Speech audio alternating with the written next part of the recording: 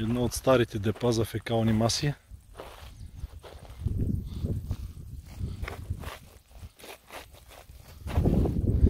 Почти изсъхнало, но след всеки дъжд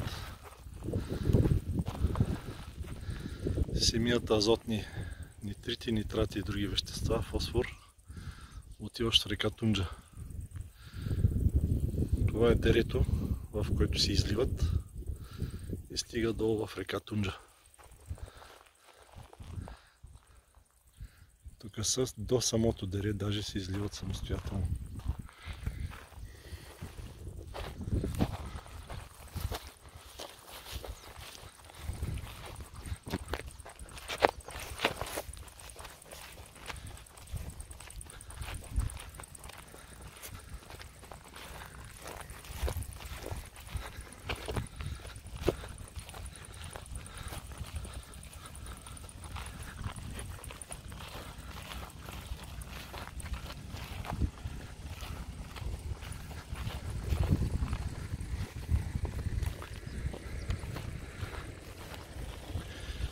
Това е най-модерната краеферма, която спазва всички правила за добри земеделски практики, за да получи земеделска субсидия.